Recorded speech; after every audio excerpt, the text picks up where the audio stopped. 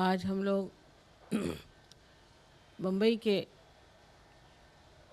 पास ही में ये पूजा करने वाले हैं।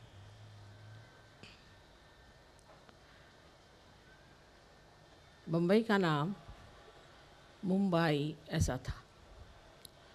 इसमें 3 शब्द आते हैं, मुम, अम्बा और आई। महाराष्ट्रियन भाषा में, मराठी भाषा में माँ को आई कहते हैं। वेदों में भी आदिशक्ति को ई कहा गया है। सो जो आदिशक्ति का ही प्रतिबिंब है, रिफ्लेक्शन है, वही आई है। इसलिए माँ को आई ऐसा कहते हैं। और बहुत सी जगह माँ भी कहा जाता है, इसलिए पहला शब्द उस माँ शब्द से आया है, मम। और अम्बा जो है वो आप जानते हैं कि साक्षात कुंडलिनी है। सो ये त्रिगुणात्मिका 3 शब्द हैं। और बम्बई में भी आप जानते हैं कि महालक्ष्मी, महासरस्वती, महाकाली, ये तीनों का ही एक सुंदर मंदिर है, जहाँ पर पृथ्वी से ये 3 देवियाँ निकली हैं। हालांकि यहाँ पर बहुत गैर तरीके लोग उपयोग में लाते हैं, पर तो भी ये तीनों देवियाँ यहाँ जागृत हैं। सो मुंबई वालों के लिए एक विशेष रूप से समझना चाहिए कि ऐसे तीनों ही मूर्तियाँ कहीं भी पाई नहीं जाती। वैसे तो आप जानते हैं कि माहौरगढ़ में महासरस्वती है, और तुलजापुर में भवानी है, महाकाली, और कोल्हापुर में महालक्ष्मी, और वणी में अर्धमात्रा जो है, जिसे हम आदिशक्ति कहते हैं, वो है। लेकिन यहाँ तीनों ही मूर्तियाँ जागृत हैं। लेकिन जहाँ सबसे ज़्यादा मेहनत होती है और जहाँ पर चैतन्य सबसे ज़्यादा अपना कार्य करता है, उसकी वजह भी कभी कभी ये होती है कि उन जगहों में कुछ न कुछ ऐसी त्रुटियाँ होती हैं जिसका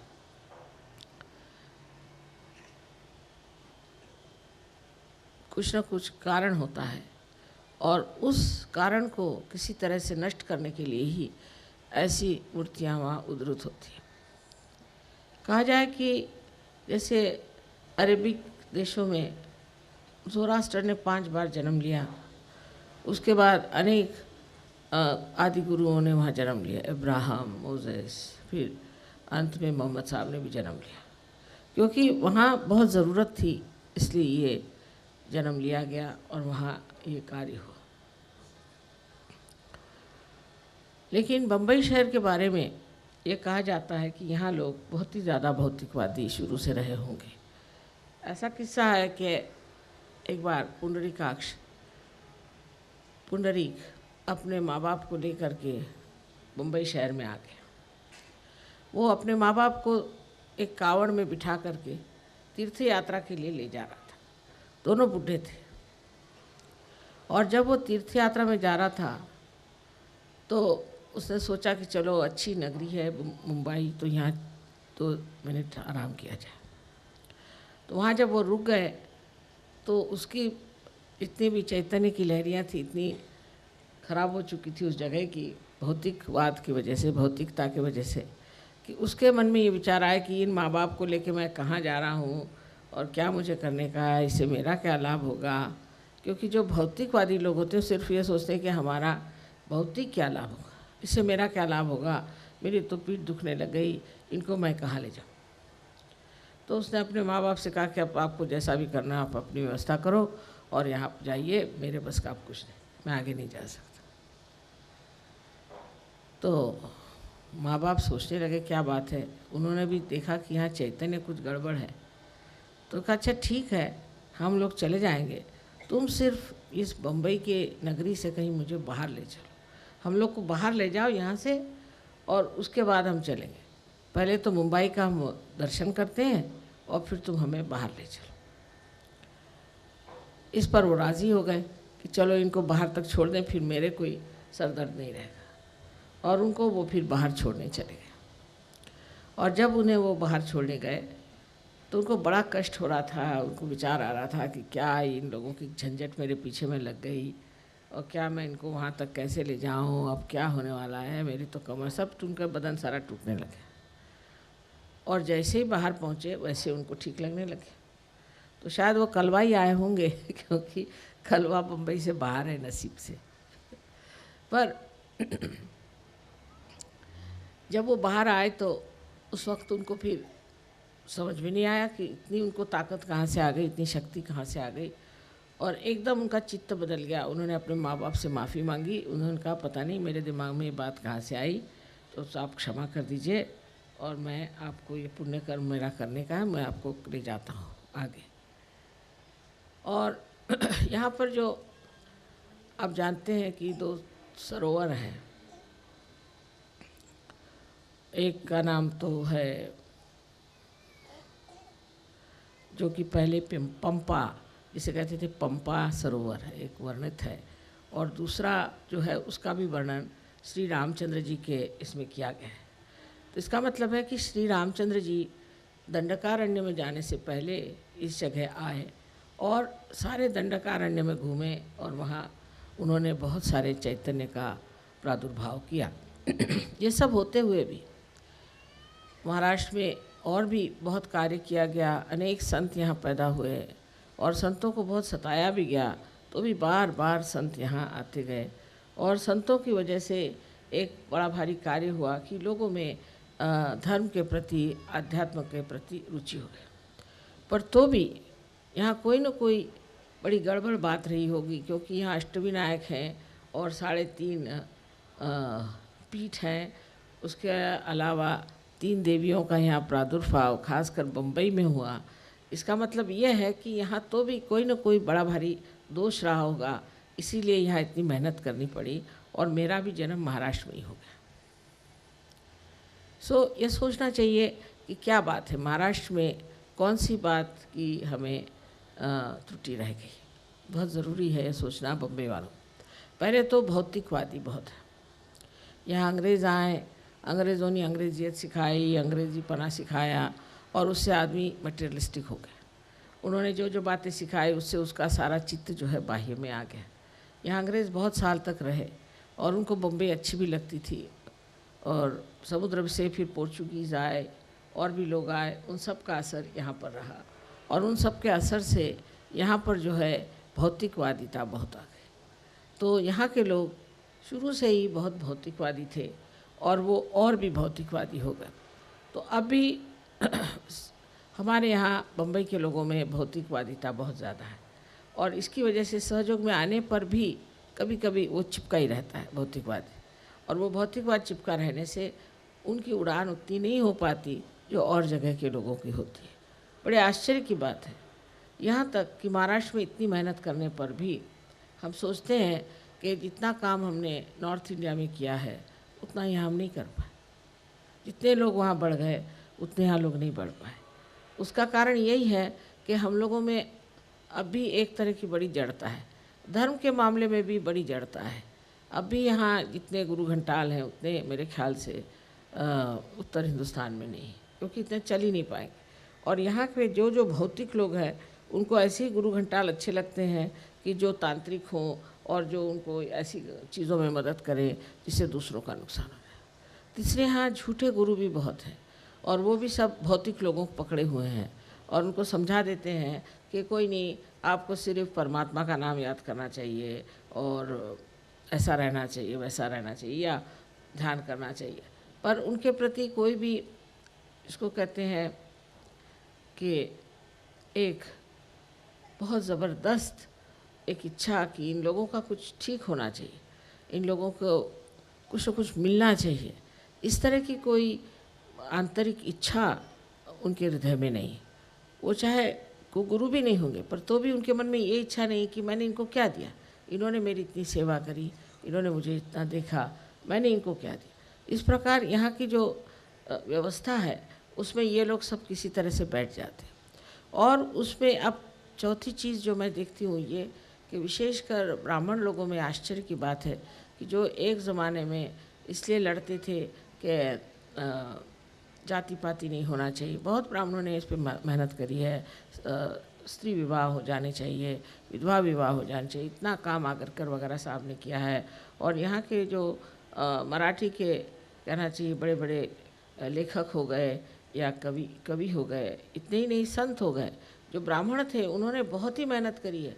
रामदास स्वामी हम कह सकते हैं, ऋषि सरस्वती हम कह सकते हैं, और भी लोग, वो जो जितने भी ब्राह्मण लोग थे उन्होंने इतनी मेहनत करके और सामने आध्यात्म को बिठाया।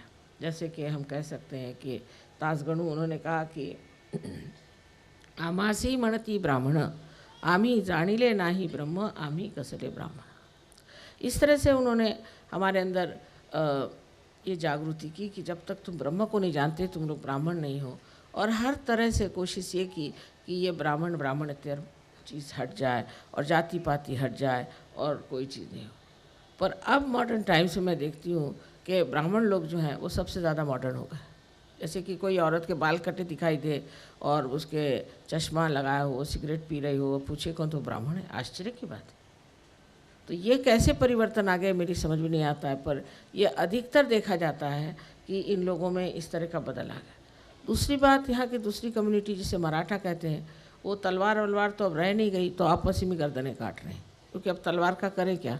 तो सोचते हैं कि तलवार से पहले लड़ते थे शिवाजी महाराज के लिए, अब आपस में भावबंदगी जिसे कहते हैं, आपस में गर्दनें काट रहे। इस तरह से ये हो गया। और फिर तीसरी, यहाँ वैश्य जात तो है ही नहीं महाराष्ट्र में, क्योंकि इन लोग को बिज़नेस करना नहीं आता, और अब मुँह फट होने की वजह से ये लोग बिज़नेस भी नहीं कर सकते। तो रही बात अब आध्यात्म किसके सहारे बांधा जाए, ये समझ में नहीं आता मुझे कि किसको कहा जाए कि तुम लोग आध्यात्म को पकड़ो। इस तरह से जाति पाति हटाना या इस तरह के गलत धारणाएं जो थी उसको हटाना, वो तो दूर रहा, उसमें और घुसे चले जाना है। और आजकल इतना ज़्यादा इसका प्रकोप हो गया है कि कोई समझ भी नहीं सकता है कि जाति पाति सब व्यर्थ की चीज़ है और इससे सिर्फ अनर्थ होने वाला है, और ये झूठी बात है। इस तरह से हमारे महाराष्ट्र में जो अनेक सी चीज़ें चल पड़ी हैं उसके तरफ हमें ध्यान देना चाहिए।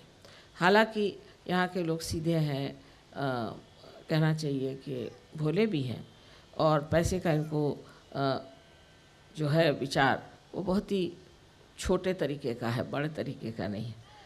पर इनकी नितांत श्रद्धा गणेश जी पर है। ये बहुत बड़ी बात है कि ये मनुष्य की जो चारित्रिक बात है, या जिसे कहे मोरालिटी है, उसके ओर संभाले।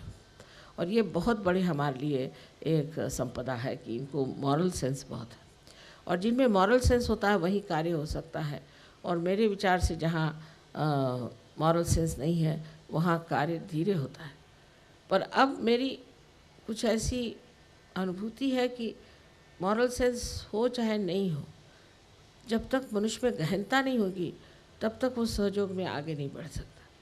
तो यहाँ लोग पार तो बहुत हो जाते हैं, हर एक गांव में देहात में हम जाते हैं, हज़ारों लोग पार हो जाते हैं, पर जमते नहीं। और जमना इसीलिए नहीं होता है कि उन्होंने अपनी गहनता को छुआ नहीं।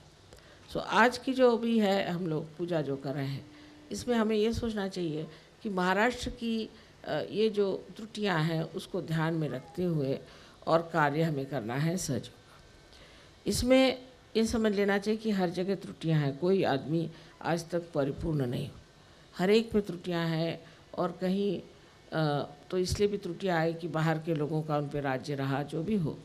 पर त्रुटियों को देखते हुए अगर आप समझ कर के काम करें तो यहाँ सहयोग बहुत ज़ोरों में फैल सकता है, क्योंकि कुछ भी हो यहाँ पर संतों ने बहुत कार्य किया, और इन संतों के कार्य पे ही हम लोगों का कार्य आज खड़ा हो सकता है। तो इस मुंबई के आशीर्वाद में आज आप बैठे हुए हैं, और इस आशीर्वाद में और भी तीन शक्तियाँ हैं, उनका भी आशीर्वाद आपको आज मिल रहा है। और उस आशीर्वाद के सहारे सहयोग यहाँ पर बहुत जल्दी बनना चाहिए। पर जो देखा जाता है कि जो लोग हैं भी सहयोग में, वो पूरी तरह से सहयोग में सहयोग नहीं देते, और एक तरह से अपनी जान बचाते रहते हैं। अगर आप अपनी जान बचाएंगे तो भगवान भी अपनी जान बचाएगा। जितना आप सहयोग के लिए कार्यान्वित रहेंगे उतना ही आपको आशीर्वाद मिलता है। क्योंकि आपसे मैंने पहले भी बताया है कि अब कृतयुग शुरू हो गया। पहले जो था उसमें हम शायद कह सकते हैं कलयुग था। कलयुग में किसी भी तरह से आप कुछ भी कर लीजिए चल जाता था, लेकिन अब कृतयुग शुरू हो गया। कृतयुग में फ़ौरन कोई भी चीज़ आप गलत काम करेंगे तो उसका नतीजा फ़ौरन आपको मिल जाए, और कुछ कर आप शुभ काम करेंगे, पुण्य काम करेंगे तो आपको फ़ौरन उसका भी लाभ मिल जाए। इस प्रकार आजकल की परिस्थिति हम कहेंगे कि वातावरण में तो जो आदमी गलत काम करेगा उसको बहुत सोच समझ के रहना चाहिए, क्योंकि फ़ौरन उसका असर उस पर आ जाएगा, और जो आदमी पुण्य का काम करेगा उसको फ़ौरन उसका असर मिल जाएगा। ये आज की स्थिति है। तब हम लोगों को सोचना चाहिए कि हम तो बम्बई में अगर रह रहे हैं तो हम बहुत कुछ कार्य कर सकते हैं, और इसीलिए मैंने बम्बई में बहुत मेहनत करी, और उस मेहनत के फलस्वरूप आज आप यहाँ पर इतने लोग आए हैं। लेकिन आप लोगों को सबको यही सोच लेना चाहिए कि अब हमें सहयोग के लिए क्या करना है। रोज़ रात को आप लोग बैठ के सोचें कि हमने क्या किया सहयोग के लिए। हम तो सब अपने लिए कर रहे हैं, सहयोग के लिए हमने क्या कार्य किया। तो जो जान बचाएंगे उनके लिए फिर वो आके हमें कहेंगे माँ देखो हमें ये रोग हो गया, हमें ये तकलीफ़ हो गई, हमें परेशानी हो गई। हो नहीं हो, क्योंकि अगर आप अपनी जान बचाइएगा तो उधर ध्यान परमात्मा का नहीं रहेगा। इसलिए इस परम चैतन्य का ध्यान आपकी ओर रहे। आप हर समय ये सोचें कि हमने आज कौन सा पुण्य कर्म किया, आज हमने सहयोग के लिए क्या किया, पूरे मन से हमने सहयोग के लिए कौन सी बात करी। और ये सब करने से ही आपको पूरी तरह का आशीर्वाद मिल सकता है, और आप पूरी तरह से सहयोग में जान सकते हैं कि आप आशीर्वादित लोग हैं और आप परमात्मा के साम्राज्य में बैठे। पर जैसे किसी साम्राज्य में आप गलत काम करने पर आपको कोई न कोई शिक्षा मिलती है, कोई न कोई आपको दंडित किया जाता है, उसी प्रकार इस साम्राज्य में भी होता है। लेकिन इसमें थोड़ा समय दे दिया जाता है, अच्छा देखते हैं ठीक हो जाए तो ठीक हो जाए, पर फ़ौरन उसके आपको इशारा आ जाएगा कि आपने गलत काम किया, क्योंकि आपके वाइब्रेशन ही छूट जाए। इसलिए बहुत संभल के पैर चलाना है, आगे को बढ़ना है धीरे धीरे, और आपको बहुत ऊंचे इस पर जाना है, क्योंकि आप जानते हैं कि सारे देश के लिए तो ज़रूरी है ही, पर सारे दुनिया के लिए ज़रूरी है कि हमारे महाराष्ट्र में सहयोग बहुत पनप जाए और इसकी संपदा हम सारी दुनिया को दे दें। और इसलिए बार बार कहना है कि आज सब लोग अपने मन में प्रतिज्ञा करें, क्योंकि नया साल आया हुआ है, कि आज से हम सहयोग में अपने को पूरी तरह से ढाल देंगे, उसके लिए पूरी धारणा करेंगे और अपने को उन्नत करेंगे और उसको हम संभालें। ये सभी के लिए है, इतना ही नहीं कि सिर्फ महाराष्ट्र के लिए, बट सारे दुनिया के लोगों के लिए मैं बात कह रही हूँ। I am sorry I had to talk in Hindi because most of them are Hindi knowing people. I have just told them what is the importance of Bombay and why so many incarnations came here, and why Sri Rama had to walk in the villages and the hills and dales of Maharashtra. What was the need? And the need is that they should all develop their Sahaja. Also, this would be the last puja for all of you in India. I hope you all have gained a lot in these different pujas and different places we have been to. Only thing is that one has to remember that Kruta Yuga has started. Now Kali Yuga is over, Kruta Yuga has started. And in this Yuga, that the Parama Chaitanya is absolutely effective and very efficient. Now if you do anything wrong, it will punish you.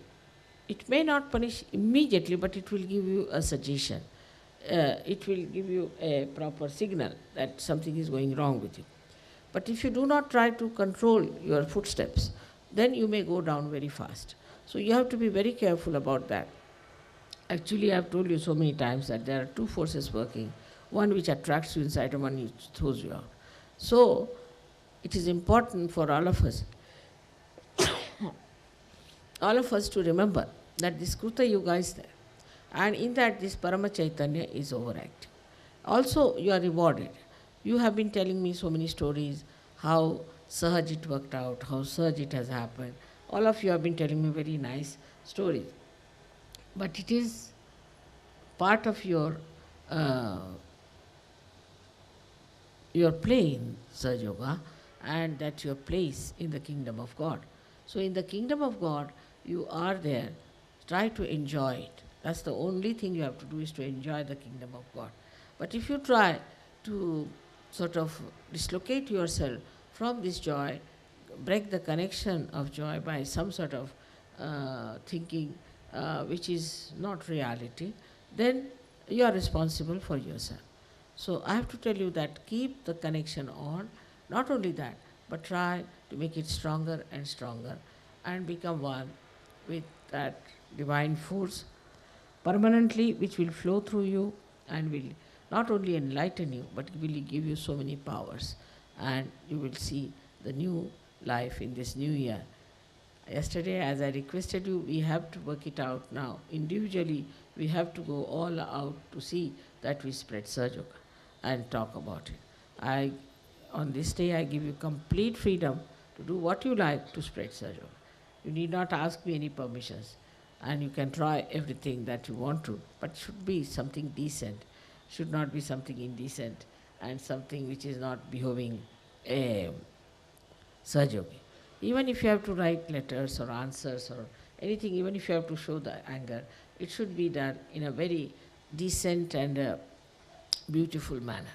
And it should show that it's a yogi who is talking. The other things, whatever problems you have, will be solved in no time. But the main problem is yourself, which should be solved by you by meditative methods. And so much attention we are paying to all our extra curricular activities. But that will definitely fail. It will boomerang on you if you do not have the foundation of Sahaja Yoga. It's very important to keep attention on your spirit all the time, so that whatever you are doing, whatever you are projecting, has the base and you just don't get lost. This is a very important thing, and I'm sure that you will understand that without the nourishment from the roots, you cannot grow. So this nourishment must be kept alive. May God bless you. Thank you.